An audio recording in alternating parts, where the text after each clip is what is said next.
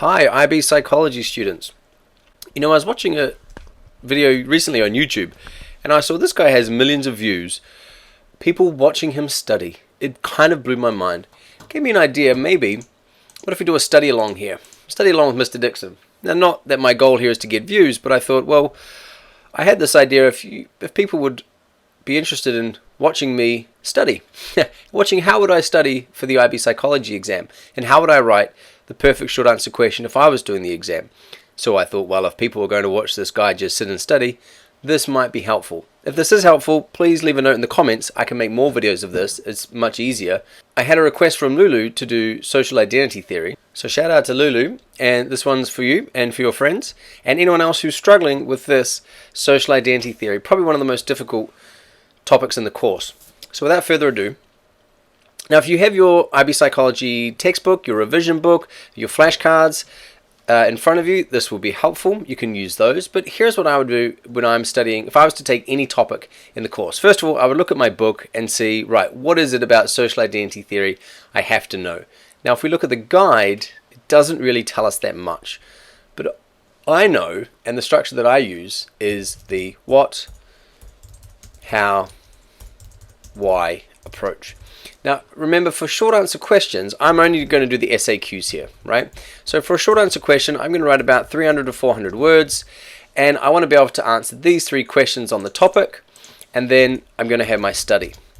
So also I've got other videos where you see my 7 steps. The reason why I'm doing these steps first is because I know that in order for me to study effectively, I first of all have to figure out, okay, well, what is it I have to know?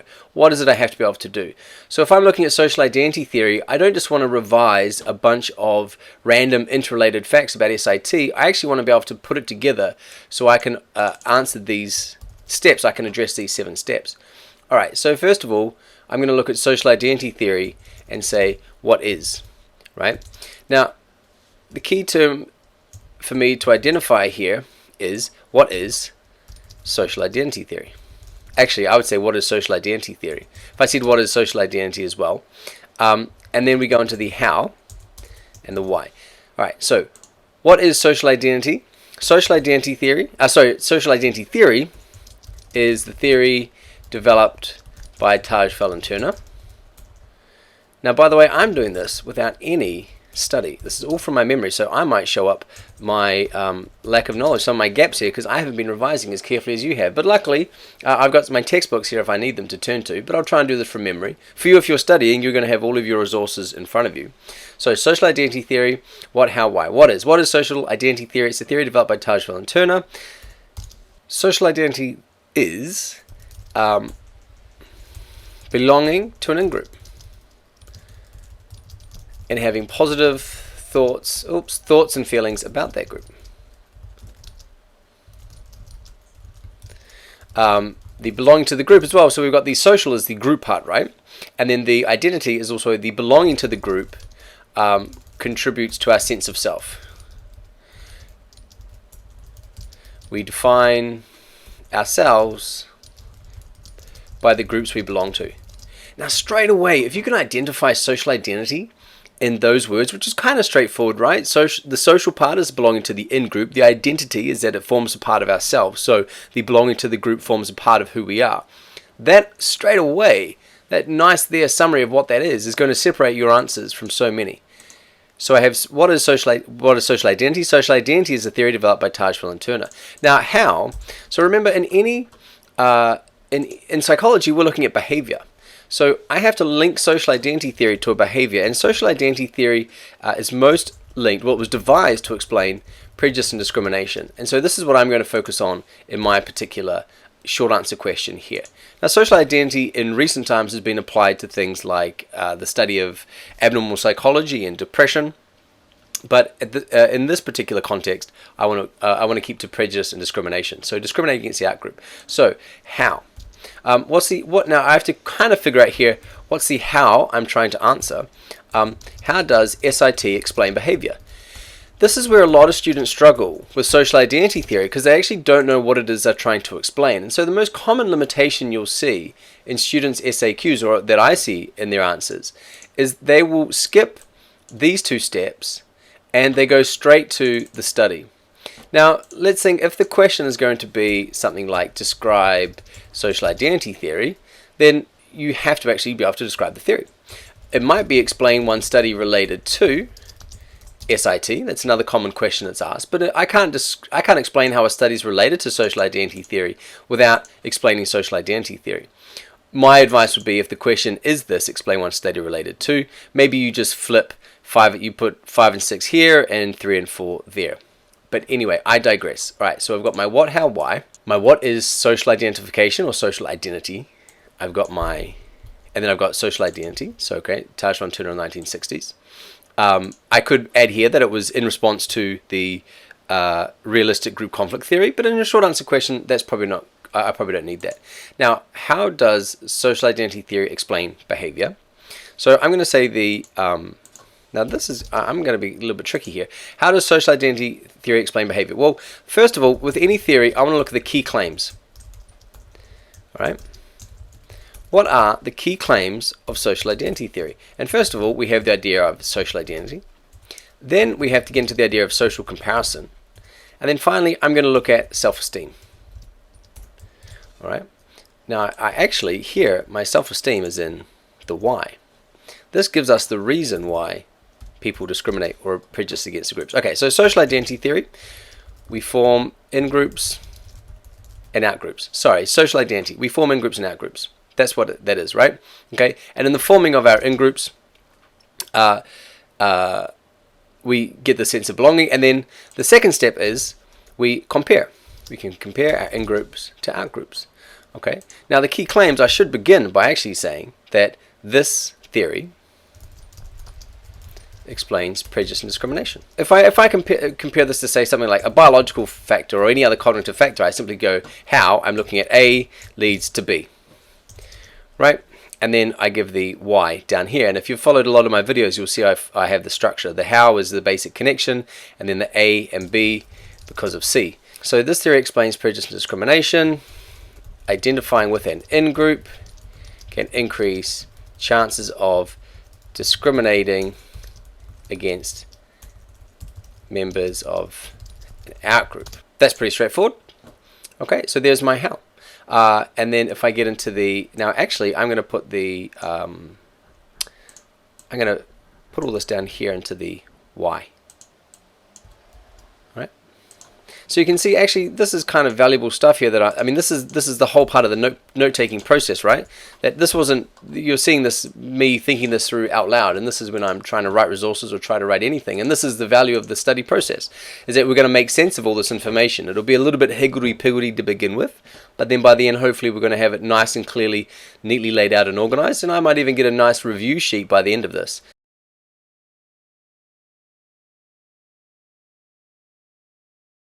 Right, social comparison. We compare our in-groups with out-groups. Now finally, the self-esteem. So we have a natural tendency to want to increase our self-esteem. So we view our in-groups favorably, and we view out-groups negatively. This can lead, I wouldn't say easily lead to, this can lead to discrimination, because we're making judgments on people based on the groups they belong to. Now hopefully that is pretty straightforward. Now if I wanted to, here I'm just thinking, well, maybe I could say what is prejudice and discrimination. Maybe that's something I could put a definition of, and if you're struggling with these more abstract terms, then at least say social identity theory describes prejudice and discrimination. Prejudice is prejudging someone based on a group they belong to, and discriminating is treating them differently because of the group they belong to. But for now, I think I'm just going to leave that definition. Okay, now I've got the why. So now I need to get into my study. So I could do minimal group paradigms. That's the classic original studies. Now that's going to be the most common study that people write about if this comes up in the exam. That's not to say it's a bad thing. I could do the Park. If you're familiar with if you're using my books in your course, Park and Rothbart, that's the sorority study. I quite like that one, especially for stereotypes. You can double up and use that for stereotype formation and the out-group homogeneity effect. Out-group homogeneity. you might use, I always get it confused, is it Cohen or Cialdini, sorry. Cohen with the college sweaters. I think these studies would be great to add for an essay, because actually there's a lot here. I can use these to support the self-esteem hypothesis, but I can also critique them because they don't measure prejudice and discrimination. So while they can be used to support one aspect of SIT, great for the essay, they also set me up quite nicely to add some evaluation. But because I don't want to evaluate in my short answer question, going through this, I've now come back to my Park and Rothbard, which is kind of funny because this is always the study that I prefer for this one. So the question I'm going to answer: describe social identity theory with reference to one study. Here you are. You can see me trying to, an IB examiner, trying to answer my own question, warts and all. Now I hope, okay, alright, cool. Alright. So first step, restate the question. I've already done all my planning. Social identity theory is theory that attempts to explain prejudice and discrimination. One study that supports this theory was conducted by Park and Rothbard. Now, I don't remember the year. It was somewhere in the 1980s, but I can't remember the exact year. And you don't need to remember the exact year. Truth be told, they say that you don't have to remember the exact name, but I think it makes it helpful. Although, of course, I just confused Cohen and Cialdini a moment ago. So here I've done my steps 1 and 2. So my third step is I want to begin my explanation with something really relevant, a really nice, a relevant definition. So I'm going to say a fact about social identity theory was developed in the 1960s. I'm giving my definition of social identity theory, which is pretty tricky to define a theory. But anyway, by Henri Tajfel, and is it John Turner? Oh, I'm sorry, Mr. John Turner. I forget your name. It might be John Turner. Anyway, I remember Henri by Tajfel and Turner. The theory was developed to explain. I'm kind of repeating myself here, aren't I? But that's okay. I'm halfway through it. It's an exam. I'm under pressure. No problem. The theory consists of 3 major claims. First, social identification is identifying with an in-group, group we belong to, and this is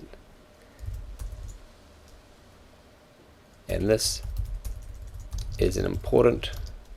So social identification is identifying with an in-group, the group we belong to. So the whole time I'm thinking here about, I'm trying to link this back to the theory. Social identification is identifying with an in-group, and this is and this affects our thinking and behavior. There, that's a pretty good phrase to use in a psychology answer.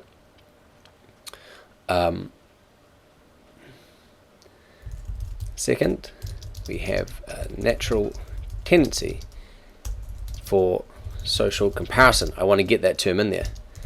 The comparing of our in-groups to out-groups. And finally, we compare our groups in a way that boosts our self-esteem. Humans have a natural tendency to boost self-esteem, so we want to belong to superior in-groups. This could be why. See how I'm using really tentative language here? This could be why, not this is why. This could be why we view our in-groups favorably, showing in-group bias, and negatively judge and discriminate against out-group members. Now I want to lead into my key study. No, I want to finish here. This is how SIT explains prejudice and discrimination. Now let's just have a read of this paragraph to make sure I've explained this quite well. Okay, we can see we're dealing with some abstract concepts here, which is why social identity theory is very tricky to explain. I like my opening. I'm going to stick with that. Social identity theory was developed in the 1960s by Tajfel and Turner. Okay, so there I've got straightforward facts. It's going to give me a couple of marks. The theory was developed to explain prejudice and discrimination. So I know the basic idea of the theory. The theory consists of 3 major claims. I like putting a number on it because then it keeps me focused on what I'm having to explain. First, social identification is identifying with an in-group, the group we belong to, and this affects our thinking and behavior. Second, I don't like that this affects our thinking and behavior. It's kind of weak, but I'm going to leave it for now because this is an exam and I'm under pressure. Second, we have a natural tendency for social comparison, the comparing of our in-groups to out-groups. The important thing here is I'm talking about in-groups and out-groups, and that is what social comparison is. And finally, we compare our groups in a way that boosts our self-esteem. And so I'm leading this social comparison leads nicely from the second sentence. Humans have a natural tendency to boost self-esteem. This was claimed in the original theory.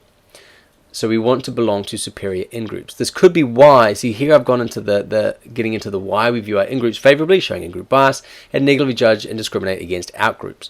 This is how SIT explains prejudice and discrimination. I think that's a rather nice little theory of social identity. Now, I want to lead a common thing that my students do, and it's a bit of, they say, they'll say something like, the aim of Park and Rothbard, I can't be bothered with capitalization. Okay, Park and Rothbard's study. Is it Rothbard or Rothbard? I always get the T and the D confused. The aim of Park and Rothbard's study was to study college students and SIT. I really want to link this sentence to my paragraph before so it has a nice logical flow. So now I'm going to think carefully about I want to signpost here, how am I using Park and Rothbard's study? And so think really carefully, okay, what is the study showing? It's the comparison, okay.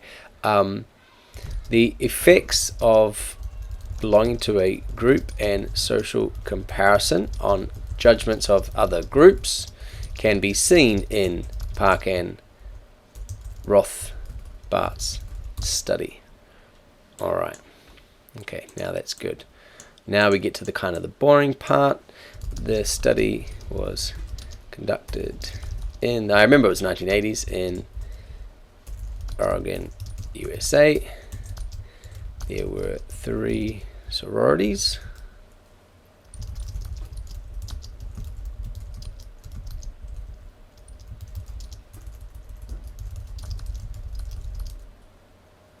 Their evaluations of their own group and the other 2 groups. The question is, measured how similarly the girls, because they're sororities, so they're girls, how similarly the girls viewed their own in-group. This is a bit tricky. How similar the girls thought their in-group members were to one another. In-group homogeneity. How similar they thought the out-group members were to one another. Out-group homogeneity. Okay. A second set of questions. Ask the girls to judge girls based on favorable and unfavorable characteristics. Now there's a whole bunch of details here and a whole bunch of specific results. If you're interested in the study, I'll link it in the description to this video. You can go check it out. But for now, honestly, I can't remember those values, and I think I'm describing this in enough detail so that the examiner will know what I'm talking about. Now that's the other important thing to remember. How much detail do you write to describe these studies? Well, what's the most important thing in the study? It's the results. And the results only make sense if you've described the methods in good enough detail. So you describe the methods in enough detail so the results make sense, is a good rule of thumb. Now I've lost my train of thought. Second set of questions, ask the girls to judge. The girls based on favorite. Okay. Now I don't like this here. Okay, here, second set of questions, ask the girls to judge the girls in their own groups and out groups. Now you might be thinking, Mr. Dixon, you're like adding sentences here. How would I do this in an exam? I mean, you can write above, you can put that little asterisk thing and add a note below. You can write double space, so you can write above the lines. A few things you can do there to do this by hand. Okay, based on favorable and unfavorable characteristics. Okay, the results, now I'm not ready for the results, show that the girls tended to view out group members as being similar to one another, actually as being more similar to one another than their own in-group members. This demonstrates the out-group homogeneity effect. Now that's not really relevant to SIT, but I'm putting it in anyway because it shows knowledge of the study, and it also is kind of relevant to social identity theory. But the most important result I'm going to write now, more importantly, signposting here, right? More importantly, the results showed that there was a tendency for the girls to view their own groups more favorably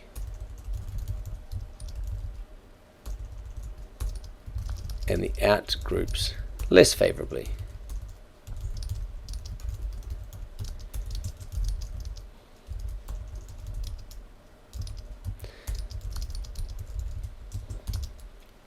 Okay, now my conclusion. These results support social identity theory. In particular,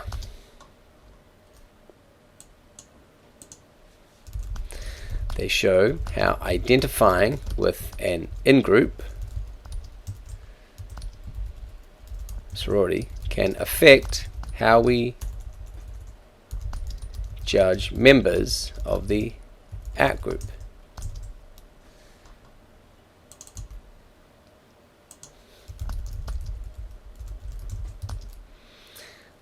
More specifically, we have a tendency to view in-group members positively and out-group members negatively.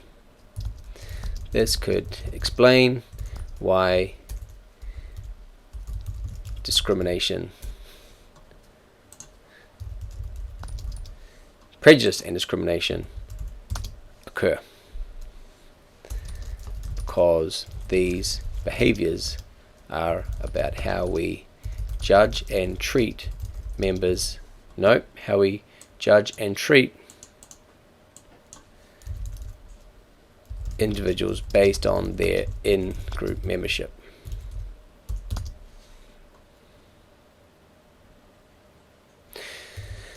In conclusion, SIT attempts to explain prejudice and discrimination based on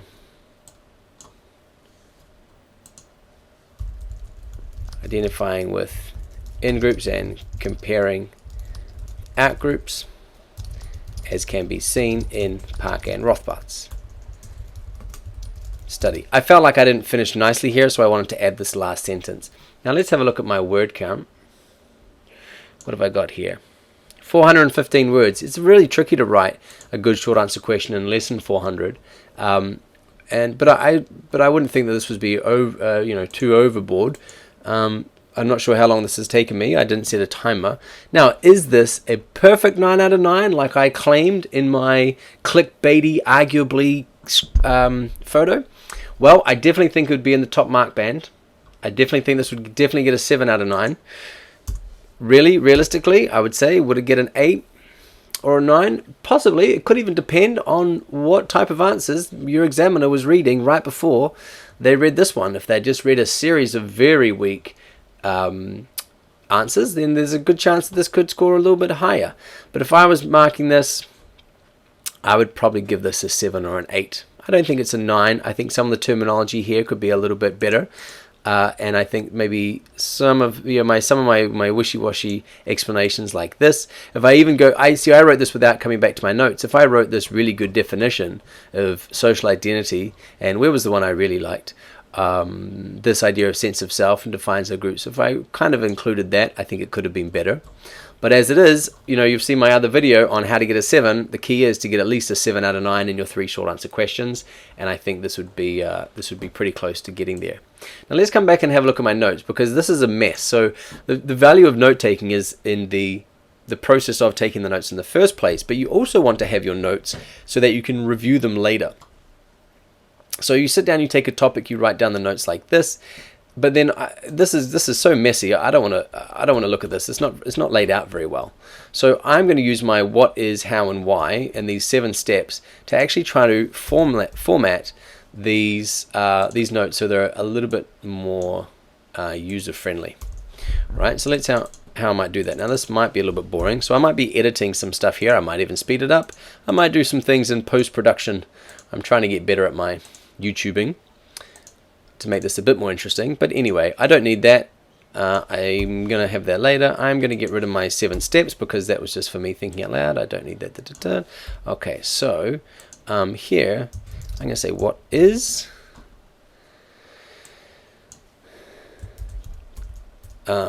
key claims.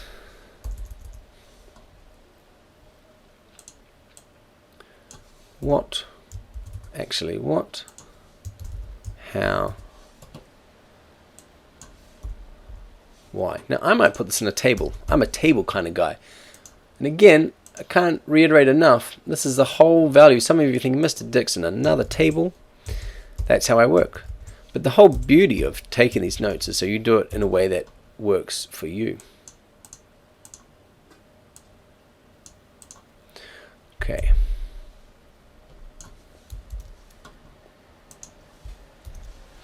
Social identity theory, developed by Tajfel and Turner. So I want to distinguish this here. Now, why do I have the what and how separated? Well, because I want to make sure if I'm aiming for a 7, I need to make sure I have a depth of explanation. Now, I know there's some kind of, the how and why. Okay, let's just do this, right? Because I know some people, how, why, sometimes they mean the same thing. It depends on how you define it, depends on how you answer the question. But I know I define it in a rather unique way. And how is a very straightforward linear relationship, and then the why is giving the reason. You could argue that the how, you're giving reasons anyway. I digress. It's okay. All right, how, why. Okay. So now, really, when I think about it, I'm kind of just rewriting the flashcards that I've already created. But that's okay. See, this is if you don't have the flashcards, you're writing your own notes. I would argue if you've already got your flashcards, you don't need to do any of this process because you've got all this nicely formulated. And then it's just a matter of, you've already got the notes in the external storage place, so now you just have to rehearse them and go over them. Now, the how, and why. Okay.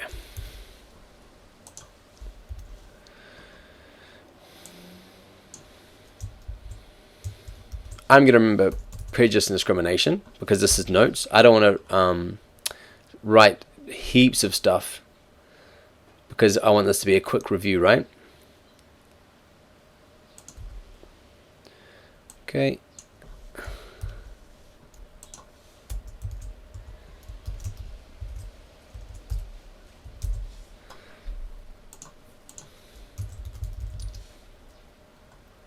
How? Okay, key claims. How?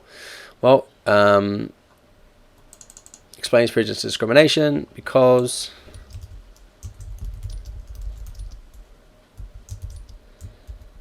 there we are. Social identity theory leads to prejudice and discrimination. So I'm treating it just like I would say, how do we have to explain hormones? How do we have to explain cultural dimensions, right? We just have to explain what they are, how do they affect behavior, and why. Okay, so there's my how, why, social identity, and then that leads to social comparison. Okay, because we can't have the comparison if we don't first have the identification, and then the purpose of the comparison is to boost the self-esteem. All right, and then I've got my answer there. So now I look, and I think I've got a pretty good 1 page of notes. Now I'm going to delete these others that I went through and I didn't use in the end because I've got these elsewhere.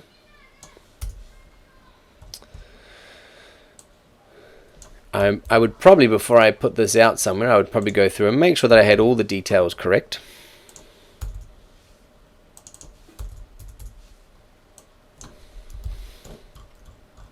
And voila, there we have it. I don't know how long that took me. Might have taken me 20 minutes, might have taken me 30 minutes. But there is social identity theory and a nice note form here. Now I contemplated adding this, putting this onto a Google Doc and putting this into the comments. I will see whether or not I want to do that. Why would I not do that? Well, because again, to reiterate, the whole purpose of this is of writing these notes is for you to go through the process and to understand the content. And so if you just print out my notes here, I don't think it's going to be that helpful. And again, if you've been given really good revision notes, hint hint, like in revision books or flashcards, then you won't really need this, and was more the purpose of it. I hope that was helpful. Leave a comment if it was. This is me off the top of my head, just studying and writing out a short answer question. And again, right, so this was all without any review and revision. I know that if you could write a much better answer than this if you read your books and go through all the materials. But yeah, I just thought, well, hey, if it can be that entertaining for people to sit and watch someone study, then maybe this might be helpful to watch me go through the process of how I would answer social identity theory. Leave a comment if there's a topic that you would like me to do the same process with, and I can do that. I'm thinking maybe acculturation, enculturation, pheromones, maybe some of the more difficult topics.